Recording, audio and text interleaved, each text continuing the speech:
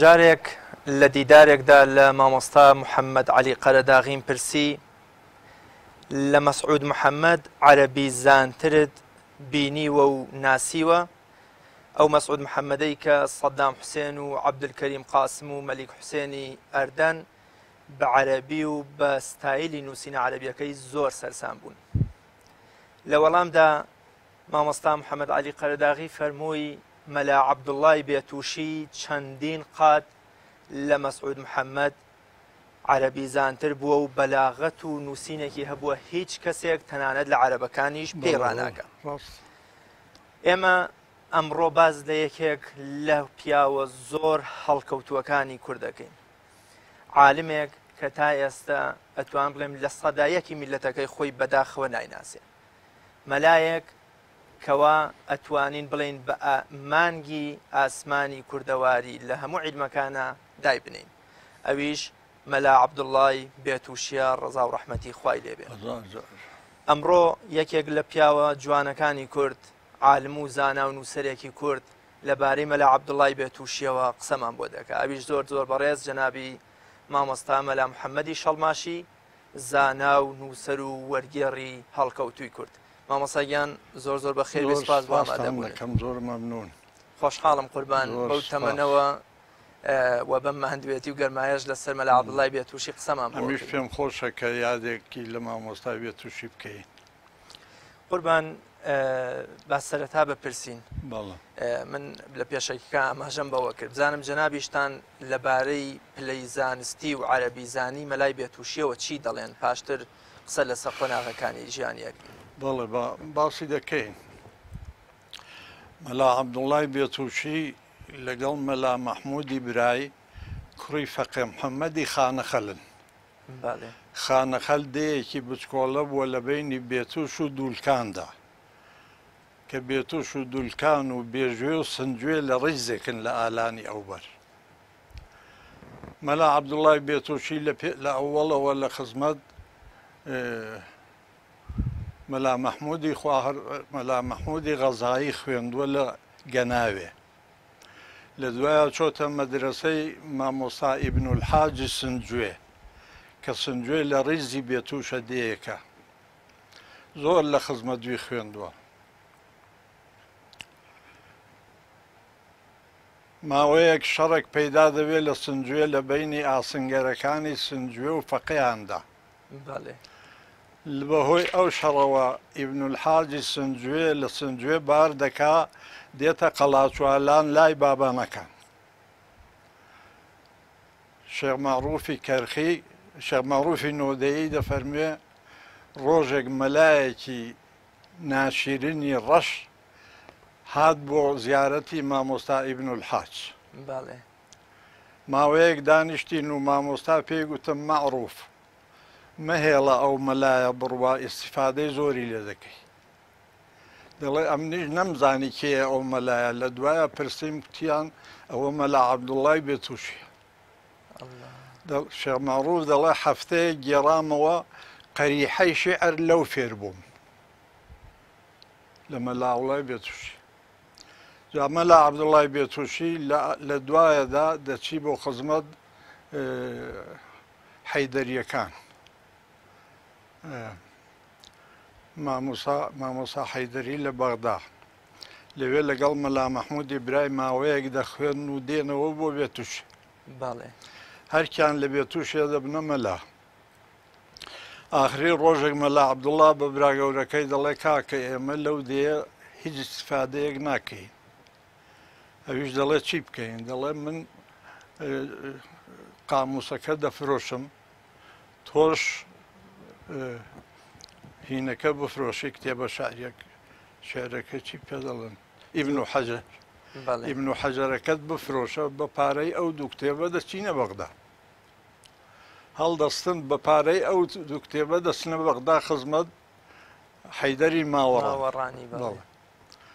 مامۆستای کۆنی دەبێ ئیجازەی لای ئەو وەرگرتووە گوایە مەلا عەبدوڵڵای بێتووشی. تەسادوفی لەو وەختەدا فەقێیەکی دیکە کە لە زەمانی مەلا عەبدوڵڵا لە خزمەت حەیدەری خوێندووە بە ناوی شێخ ئەحمەدی ئیحسایە، دێتەوە بۆ زیارەتی مامۆستاکەی لەوێ لەگەڵ مەلا عەبدوڵڵا تووشی یەکتر دەبنەوە حەیدەری ماوەڕانی مەلا مەحموودی براگەورەی مەلا عەبدوڵڵا لە مەدرسەی نیزامیە دەکاتە مدەڕیس لەوێدا دەمەزرێ مەلا عەبدوڵڵا دەمێنی شێخ ئەحمەدی ئیحسایە پێی دەڵێ مەلا عەبدوڵڵا بۆ لەگەڵ من نایی بۆ ئیحسایە مەدرسەیەکی بۆ دروست دەکەم 300 فەقط بۆ ڕادەگرم ئەویش لەگەڵی دەچی بۆ ئیحسایە بۆ سعودیە ئیحسا ئێستا شارێکە لە سعودیە بەس ئەغڵەبیان شیعان بەڵێ من دیوانەکەی شێخ ئەحمەدی ئیحسایم لە فینلەندە خوێندۆتەوە لە شێعرەکانی وا دەردەکەوێت کە شیعە بوو بێ شێخ ئەحمەدی ساحبی ئیحسایە بوو دەیبا بۆ ئیحسایە پاش ماوەیە خوشکی خۆی لێمارە دەکە شێخ ئەحمەدی ئیحسایە کە خوشکی خۆی لێمارە دەکا 12 ساڵ ژنی دەبێ نازانی کە ئەو مەلایە عەرەب نییە عەرەبە عەرەب نییە تا ڕۆژێک مەلا عەبدوڵڵا کەلیمەیەک دەڵێ کەلیمەکە کوردی دەبێت لە زبانی غەڵەت دەبێت ژنەکەی دەڵێ ئەتۆ عەرەب نی ئەتۆ میللەتێکی کەی ئەنجا بۆی معلوم دەبێت کە کوردە ماشەڵڵا مەلا عەبدوڵڵا لە ئیحسایە کیفایە دادەنێ کیفایە 672 شعرە لە علمی حروفدا باسی حروف دەکا ئەو حرفە بە مەعنا چیە ئەوە بە مەعنا چیە جا من زۆر معجەبم بە کیفایەی بێتوشی لە چیە مامۆستا لە چییە لەوەیدا کە شێخی سویتی هەر شەواهیدێکی هێناوە شاعیری کۆنن ینی پشتی بە شاعیرانی بە شاعیرانی زمانی پێش خۆی بەستووە بەڵام مەلا عەبدوڵڵا لەو 672 شعرەدا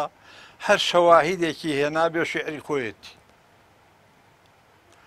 من جملە لە جەیەکدا دەڵێ وەفەیتە یا سەبر وەلی ئەعوام و ئەی سەبر چەند ساڵە تۆ لەگەڵ منی وەفات کرد هەر سەبر بووی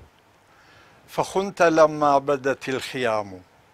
بەڵام کە خەیمەی مەحبوبە دەرکەوت خیانەتت کرد سەبرەکە نەما کێ دەزوانی شعری وا بڵێ لە شعرێکی کەدا دەڵێ لە کفایە جەلەلت هەل تەبکی جەلەل من جەلەلی ما بی وهذا جەلەل من جەلەلی کەلیمەی جەلەل بە چوار مەعنای باز دەکات یا لە شعرەکەدا دەڵێ شعرێکی دیکەدا دەڵێ علي يا أهل الحما والأبرق تصدقوا ولو بزلف محرق أي أهلي ديو خيوتان چاکەم لەگەڵ بکەن با بەسمە سوتاوێکیش بێ ئەوە هەموو شعری مەلا عەبدوڵڵا لە ئەوەڵی کیفایەدا دەڵێ أحمد ربي حالة الضراء حمدي له في حالة السراء ثم صلاة وسلام على النبي لا يفي نطاق نطق الأحرف على النبي أحمد المختار وآله وصحبه الأخيار هو الأول كفاية مامۆستا بۆچی بە مەلا عەبدوڵڵای بێتوشیە گوترێت سیبەوەیهی دووهەم ینی آخر لە علمی نەحودا زۆر عەجایب بووە لە علمی حروفدا بە تایبەتی هەموو حرفێک معنای تایبەتی بۆ داناوە لەو شعرەکانیدا عالمێکی گەورە بووە لە ئاخری کیفایەدا دەڵێ ولا أبرها من العيوب مع أنني بايعت في التنقيب اشتكيوا دەڵێ شعرەکەم لەبیر چۆتەوە لە عیلمەکانی ترا چی مامۆستا بۆمنە پێم وابێ والله تەنیا شەش دانراوی چاکی هەن مەلا بەداخەوە دیاری نین تەنیا من کیفایە و حیفایە و سەرف العینایەم هەیە ئەم سێ کتێبە باسی چی دەکەن باسی حروف دەکەن هەمووی هەرسێکیان کیفایە و حیفایە شەرحی سەرف العینایە و حیفایە شەرحی کیفایەن ئەو دوو کتێبە گەورەی کە لە بنچنارەکانی مێرگاسێ دایناون شەرحی کیفایە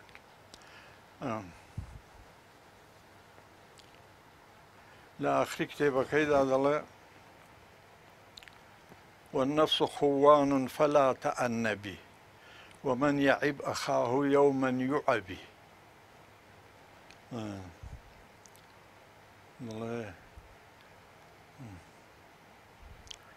بداخل لبير منما وشارك نظمتها في بلد الإحصاء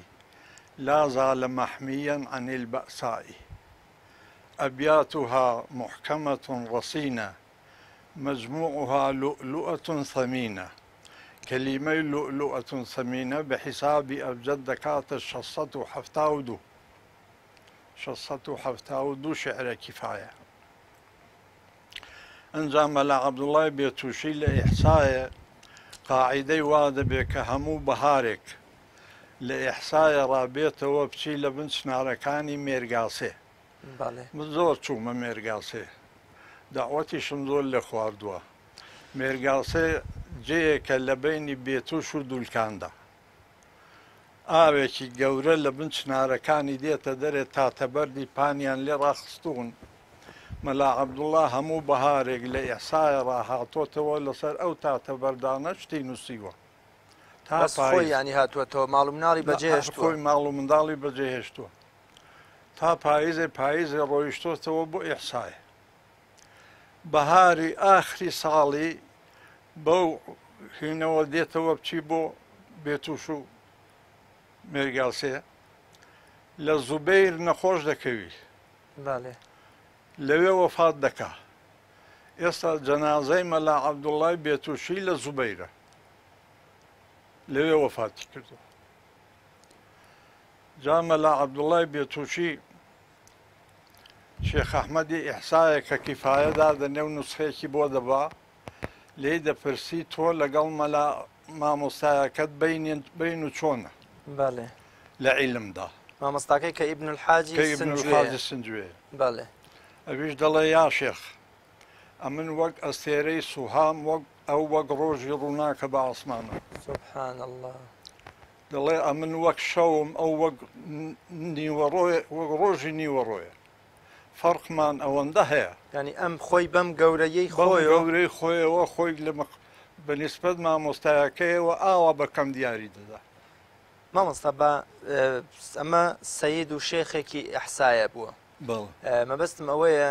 کاتێک کە سەرسام ئەبێ بە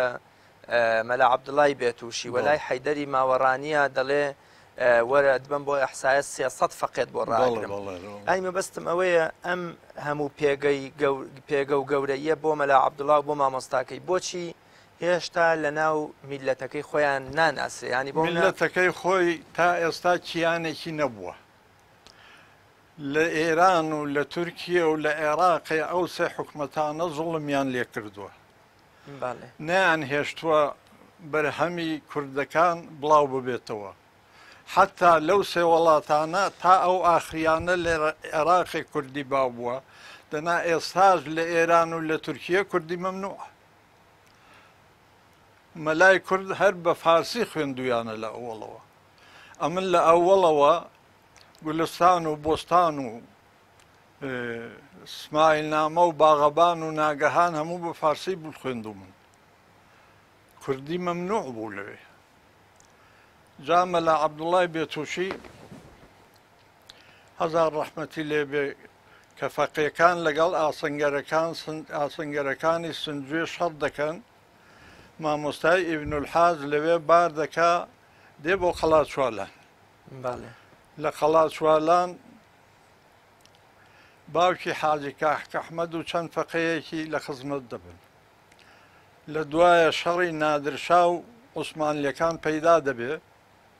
ئیبن الحاج لە قەڵات چوالان بار دەکات دێتە هەزار مێردی بەرامبەر سلێمانی ئێستا جەنازەی لە هەزار مێردا ئیبن الحاج ئیبن الحاج فەقەیەکی دەبێ خەڵکی ئاکرێ ناوی مەلا ئەحمەد دەبێ کە ئیجازەی دەدا تێک کچێکی خۆی لێ مارە دەکە کە کچەکەی خۆی لێ مارە دەکات مەلا ئەحمەد دەچی بۆ پێنجوێن لە پێنجوێن مەلا ئەحمەد سێ کوڕی دەبن یەکێک لەو سێ کوڕانە مەلای گەورەی پێنجوێنە مەلا عەبدوڕەحمانی مەلا عەبدوڕەحمانی گەورەی پێنجوێن کە یەکێکە لە کچی ئیبن الحاجی سنجوێ سبحان الله ئەوە تاریخی کورد ئاوا بوو هیچیان چاپ نەکراون تا ئێستا وڵوحی مەلا ئەبوبەکری موسەنیف چاپ نەکراوە منقولی یوسف الئەسەم چاپ نەکراوە مەلا ئەبوبەکری موسەنیف لە زمانی شێخی ئیبن حەجەردا بووە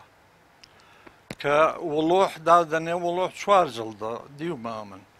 مامۆستا سەید عارف لە سلێمانی خەریک بوو دەینووسیەوە یەک دوو جڵدی نووسی بووەوە مەلا ئەبوبەکری موسەنیف شەوێ لە خەوی پێغەمبەر دەبینی صلی الله عليه وسلم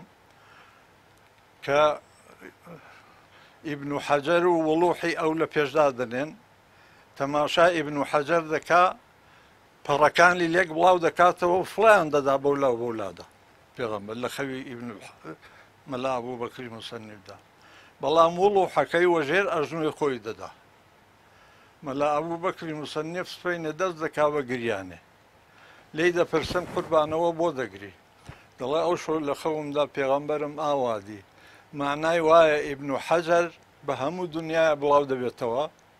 بەڵام کتێبەکەی من چاپ ناکرێ ئاوای تعبیر لێداوەتەوە واقعاً چاپیش نەکراوە تا ئێستش ئەمە پەیوەندی بە کەمتەرخەمی میلەتەکەی فەقیر بووە کورد هەمیشە فەقیر بۆ زوڵمی لێکراوە قەت نەبووە بە هیچ بە عەقیدەی من زیاتریش خۆی بۆ تەواوی واسیتەکە نەبێتە هیچ لە هەر وڵاتێکی کوردستان کە 4 نەفەر پێگەیشتن هەمویان دەڵێن ئەنە ڕەبوکم الئەعلا کەس ئیتاعی ئەوی دیکە ناکە تۆ تەماشا فەرقی کورد و عەرەب بکە عەرەب ئەو هەموو عەرەبەی عێراقێ عالمی لێ نەبوو زانای لێ نەبوو پیاوی ئازای لێ نەبوو چون کابرایەکیان لە عەرەبستان هێنا کردیانە مەلیک هەموو پێی ڕازی بوون بەڵام ئێستا لێرە کەس بەوی دیکە ڕازی نییە دەی ئەوە چۆن دەبێتە حتا جەنابی مامۆستا بەرامبەر بە عالمەکانیشمان بەرامبەر بە عالمەکان بۆنە مەولانا خالیدە دەربەدەرەکرێ مامۆستا مەلا کەریمە دەربەدەرەکرێ و مەلا عەبدوڵای بێتوشی خەتم گرتووە کە مەلای کورد ئەو هەموو عالمە گەورە گەورە جا من هەر لە زمانی خۆمدا عالمی گەورەم زۆر دیون لە ئێران و لە عێراق تا ئێستا ژیانی یەکێکیان نەنووسراوە ئیلا ئەو کتێبەی مامۆستا مەلا کەریم نەبێ کە عولەماؤنا فی خدمەتی الدین ئیلا چەند کتێبێکی شێخی قازی شێخ محەممەدی خاڵ نەبێ کە لەسەر بێتوشی و لەسەر زەهاوی و لەسەر مەولانە خالیدی نووسیون دەنا ژیانی هیچ زانایەکی کورد نەنووسراوە تا ئێستا هەم خۆیان نەیان نووسیوە هەم خەڵکی دیکەش بۆی نەنووسیون تا ئێستا بە مەجهولی ماونەوە عولەمای کورد زۆر ڕاست مامۆستا مەلا عەبدوڵای بێتوشی مەبەسمێ وەچە و نەوە و مناڵ و وەڵاهی ئەوم نەبیستوە مەلا مەحموودی بەس لە بێتوشی زۆرم ئێستا ماون بڵێ بە تایبەتی مەلا ئەحمەدی بێتوشی کە لە سلێمانی مەلا بوونەوەی مەلا مەحموودی بێتوشی بوو لە مزگەوتی عەلی مارف مەلا بوو ڕاستە مامۆستا باست لە شاعیرەتی مەلای بێتوشی کرد مەبەستمەوەیە پێگەی شاعیرەتی و ئاستی شعرەکانی مەلای بێتوشی کە جەناب دەفەرمی من کە شەواهیدەکانی سیوتیە بینم لەگەڵەوەی مەلای بێتوشی عەرز و ئاسمانی فەرقە بەڵام سیوتیەوە تا ئێستا ناوێکی عەرەب بووە نووسراوەکانی بڵاو بۆتەوە و مەلای کوردیش مەجبوور بوون کتێبەکەی بخوێنن بەڵامی بێتوشی کەس باسی نەکردەوە نەنووسراوە لە کاتێکا خۆ بێتوشی ژەر بە عەرەبی نووسیبێتی بۆچی ینی لەبەرەوەی کە کورد بووە بەڵێ کورد بۆ خۆی وەسائیلی نەبووە و چاپخانە شتی نەبووە تا شت چاپکە ئەجنەبیەکانیش کە دوژمنی کوردبوون نەیان کردووە جەنابی مامۆستا لە ژیانی مەلای بێتوشیە بە ئەوەی کە مێژووی زانایانی کورد مامۆستا مەلا تاهیری بە حرکەی نووسیوێتی ئەڵێ بێتوشی لە سەرەتاوە وەکو ئەڵێ ماوەیە خجڵ و خەریک بووە بە تەسەوف و سۆفیگەرێتیەوە پاشتر واز لەم ڕێڕەوە دێنێ و دەیەوێت لە مەجای علم و خزمەتکردنی زانستی شەرعی و ئیسلامیە خزمەت بکە و خۆی بدۆزێتەوە ئەمە تا چەند وایە بۆ من ئەوەم پێڕاز نییە بەڵێ چونکی لە زمانی بێتوشی تەسەوف لە کوردستان نەبووە چ شێخێک هەبووە لە کوردستان تەسەوف بڵاوکاتەوە نا تەسەوف وەکو پاڵفتەکردنی دەروون و تەسکیەی نەفس و نازان ئەوەی کە لە گۆشەی هینێکە دانیشی مەلا لەبەر تەسەوف نییە گەر مەلا ئەوە دەکا لەبەر دینەکەیەتی مەلا کە خەریکی ئەوە بێ لەبەر ئەوە نییە مریدێکی بریدی شێخێک بووە خۆ ئەو چەندین ساڵ لە پێش زمانی مەولانە خالیددا بووە ڕاستە حتا مامۆستای شێخ معروفی نۆدێ بووە نۆدێ بووە بەڵێ بە ڕەمزێکی دیاری تەریقەتی قادری دانرێت لە سلێمانیە بەڵێ بەڵێ نانا منەوەم پێڕاز نییە ئەوستا لەو کتێبەدا دەڵێ ساڵی 1950 زاینی شەرحی ئەلفیەی کردووە ساڵی 1970 کۆچی کتێبی زوبەدی نووسیوە ساڵی 1970 کۆچی لە گەڕانەوەیدا بۆ بێتوش هۆنراوەی عەروز و قەوافی داناوە ساڵی 1970 کۆچی 4 بەرگی شەرحی بەهجەی شێخ زەکەریای ئەنساری نووسیوە ساڵی 1990 کۆچی لە مەدرسەی ڕەحمانەی بەسرە زەواجیری ئیبن الحەجەری کردووەتە شێعر پاشتر دەگەڕێتەوە ئیحسایە تەنانەت لەو کتێبەدا دەڵێ 36 دانراوی زۆر بە پێز و کاریگەری مەلا عەبدوڵای بێتوشی کە هاتۆتەوە بنچنارەکانی مێرگاسێ لە بەهارێڕا تا پاییزێ تەلیفاتی کردو ئەو کتێبانەی هەموو لەوێ نووسی بەڵام بەداخەوە کە ئێستا هیچیان وجودیان بێسەر و شوێنن بەڵێ هەر لەبەرەوەی کورکیانێکی نەبوو چاپخانە نەبوو بەڵام هیچ نەبێ ئەو کاتە تا ڕادەیەک وەکۆڵی هەموو میلەتەکان لە ناو قەوارەیەکا بە ناوی دەوڵەتی عوسمانیەوە بوونیان هەبوو ینی دەکرا بۆم لە کێ دەڵێ ئێستا دەوڵەتی عوسمانلی زۆر زیرەک بۆ لەوەدا لە هەر منتیقەیەک ئەمیرێکی کوردی داناوە بۆ یەک نەگرن مەسەل لە بادینان ئەمیرێکی داناوە لێرە ئەمیرێکی داناوە لە سنەدانەیەکی کەی داناوە بۆەوەی ئەوانە هەرکیان خۆیان وەک هەریەکە خۆی وەک حکوومەتێک بزانی هیچیش نەبوو سەرنجام ئەم ململانەیەش سەدان مەلا عەبدوڵای بێتوشی لێ شاردوینەتەوە بەڵێ نەرەوەڵڵا جا کوڕە مەهەر مەلا عەبدوڵای بێتوشی کوڕە هەر لە زمانی فەقیهەتی مندا وەڵڵاهی 50 مەلای وام دیوە هەمووی عەلامە بوو بەڵێ لێە نازانم بۆم گێڕایەوە کە لە دەربەندیخان مؤتەمەرێک کرا لەسەر چلەی مامۆسە مەلا کەریمی بیارە گێڕایەوە بەڵێ بیگەڕەوە بۆ بینەری ترج من لە خزمەت تا گوێم لێ بووە ئەمنیش لێرە هاتبوومەوە داوەتیان کردم بۆ مؤتەمەرە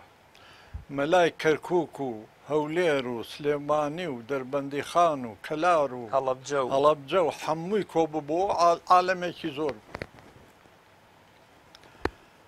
کابرا هات کوتی دەبێ مامۆستا تۆش قسە بکەی لە پێش مندا مەلایەکی کەرکووکی باسی مامۆستا مەلا کەریمی کرد لەسەر مامۆستا مەلا کەریم زۆر قسەی کرد لە دوای ئەمیش هەڵستام تم مامۆستاینە ئەمن لە تەمەنی خۆمدا عالمی گەورەم زۆر دیون تم وەکو مامۆستا مەلا حیسامەددینی بۆکانێ ئەگەر عیلمی منتیق نوسخەی نەمایە هەمووی لەبەر ڕادەنووسیەوە لەگەڵ ئەوەی کە ڕیشێکی سپیپانی هەبوو شاعیرێکی زۆر بە زەوقیش بوو مەسەلەن لە شعرێکیدا دەڵێ من کە شەیدای عیشقی تۆم مەستم چی دەڵێ دوژمنم چ دەربەستم لەبی لەعلت جنێوی دابوو بە من ڕقی بنیادەمە منیش گەستم ئەو مەلا ڕیشپانە سپیە ئەو شعرە دەڵێ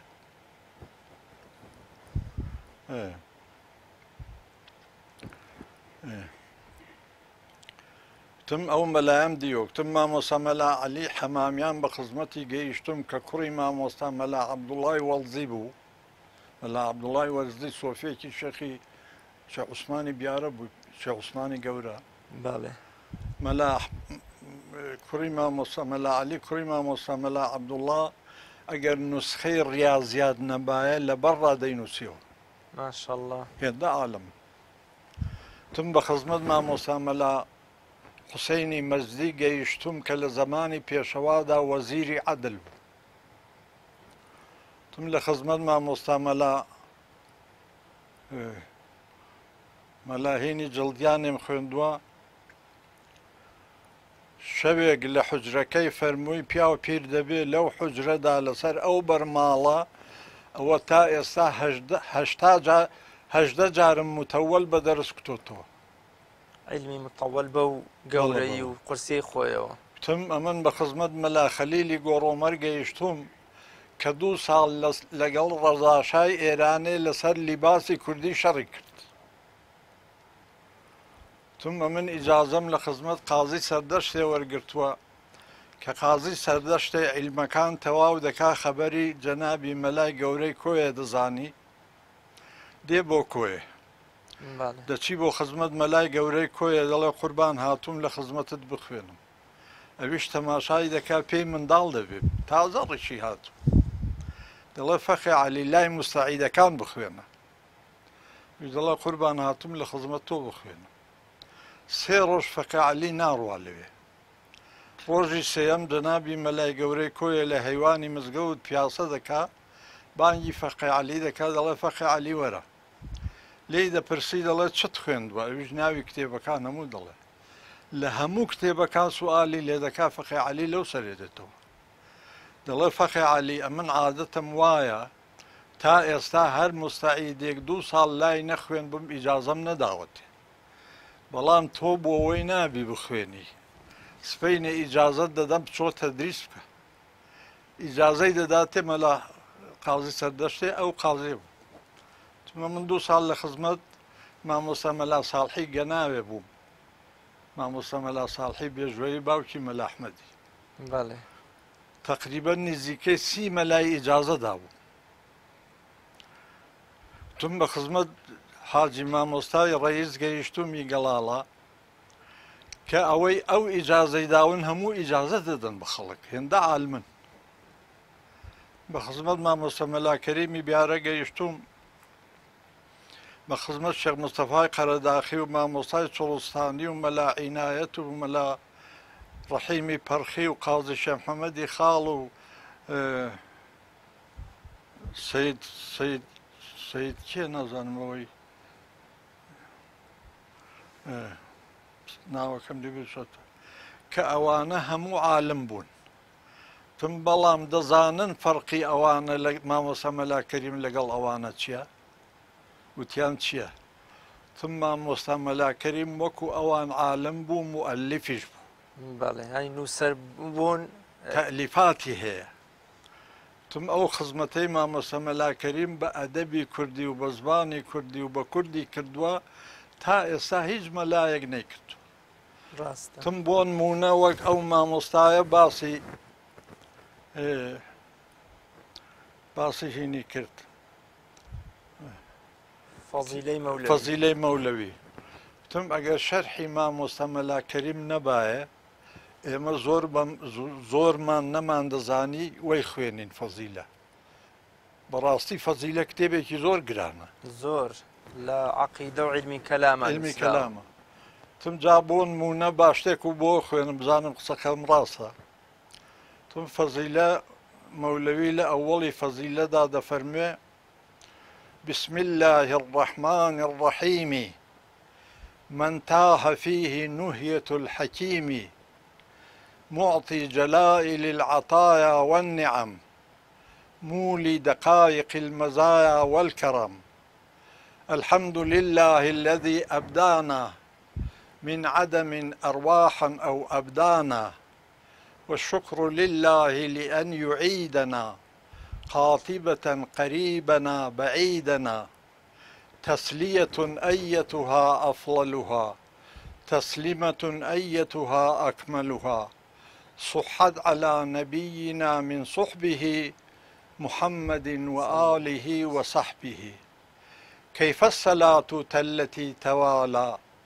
من منتهى جماله تعالى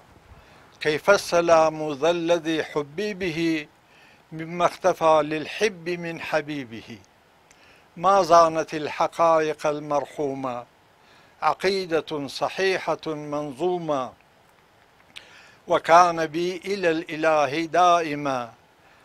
تفضلا كان بي إلى الإله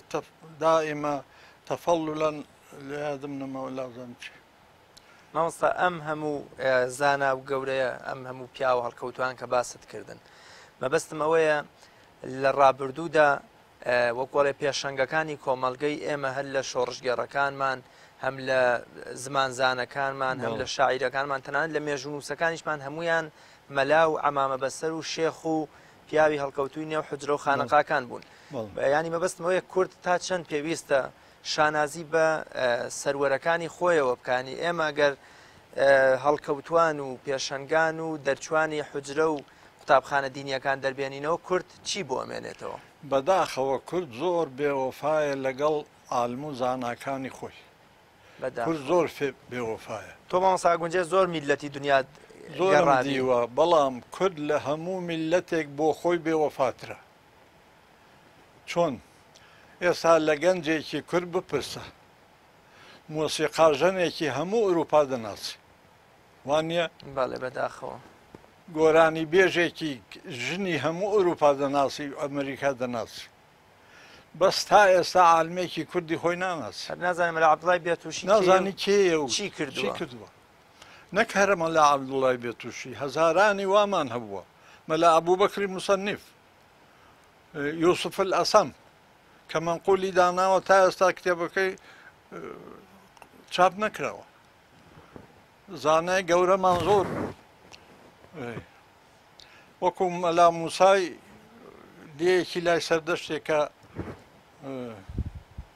هین لە تاریخەکەیدا زۆر باسی دەکات ئەوەی خەڵکی سلێمانی بۆ ناوەکەم لەبێ چۆتەوە وەکو شێخی گڵەزەردە حەسەنی گڵەزەردە کە پاشای ئێرانش دێ شەڕ لەگەڵ عوسمانیان بکە کاغەزێکی بۆ دەنووسی کە بێ بۆ لای ئەوی جوابی بۆ دەنی سووتەوە دەڵێ من هیچ کارم بە پاشانیە ئەگەر ئەو کاری پێیە ئەو بێ بۆ لاو ئەو پیاوە گەورە بووە دەیە تا ئێستا کەس نایناسی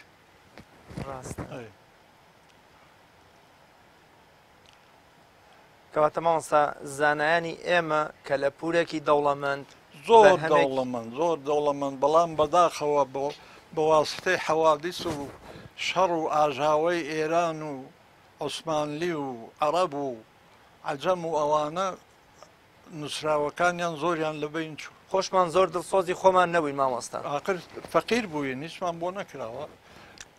کورد فەقیر بووە لەگەڵەوەی کە فەقیریش بووە عاتفی نەبووە بەرامبەر بە زانای کورد ڕاستە هەمیشە دەربەدەری کردوون هەمیشە دەربەدەری کردوون بێمنەت بووە بەرامبەریان مامۆستا وەکو ئەڵێ بەرەو کۆتایی بەرنامەکە دەچین لەبارەی زانایان بە گشتی و مەلا عەبدوڵای بێتووشیەوە کە ئێمە زیاتر ویستمان چرای زانست و خواناسی و تەقوا و زیرەکی مەلا عەبدوڵای بێتووشی دەربخەین چ قسەیەکی ترت هەیە یان شتێک لەبارەی مەلا عەبدوڵای بێتووشیەوە نەمان پرسی بێ لەبارەی مەلا عەبدوڵای بێتووشیەوە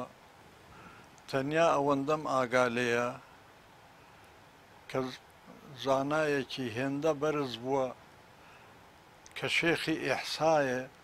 داوای کردووە بچی 300 فەقی بۆ ڕاگری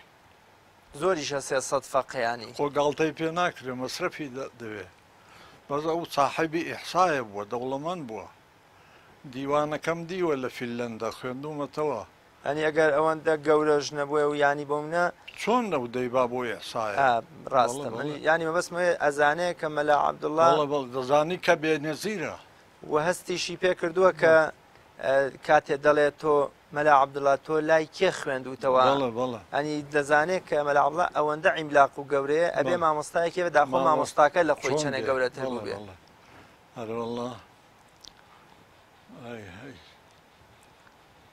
مامۆستاگیان ماندوومان کردی زۆرم پێ دەست خۆش بێ بە ئومێدیەوەی ئەمە دەواازەیەک بێ بۆ زیاتر ناساندنی ئەو کە لە پورە دەوڵەمەندەی زانایانی کورد ئینشاءالله ببێتە وەکو ئەڵێ هۆشیاریەک بۆ میلەتەکە کە بێمنەت نەبێ بەرامبەر بە هەموو ئەو قودوە و قوتوبە گەورانەی کە حیفەکە بەڕاستی حیفەکە ئەو هەموو زانا بەرزانە لەبیر بچن زۆر حیفە بۆ کورد تاریخی هەموو گۆرانی بێژێک و هەموو مۆسیقازانێک بزانی بەس ئاگای لە ئالمەکانی خۆی نەبێ زۆر حیفە. خۆی گەورە پاداشتی بە خێر بداتەوە. دەکەم زۆر مەمنون. زۆر سپاس دەکەم مامۆستاگیان ماندوومان کردی. نەخێر. خۆی گەورە بتان پارێزێ و پاداشتان باتەوە. بینەرانی عزیز و خۆشەویست لەگەڵ زۆر بەڕێز جەنابی مامۆستا مەلا محەممەدی شەڵماشی دیشکێکمان خستە سەر ڕۆڵ و پێگە و توانای زانایانی کورد بە گشتی و مەلا عەبدوڵڵای بێتوشی بە تایبەت کە پیاوێکە لە زۆربەی عیلمە ئیسلامیەکاندا دانراوی زۆر چاکیان تا ئێستەش میلەتەکەی خۆی بەداخەوە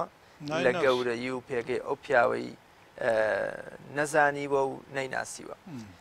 بە ئومێدیەوە ئەم بەرنامەیە سوودێکی بوو بێ و کڵاو ڕۆژنەیەک بوو بێ بۆ ناساندنی ئەو کەسایەتیە گەورەی میلەتەکەمان بەخوای گەورەتان سپێرم خواتان لەگەڵ.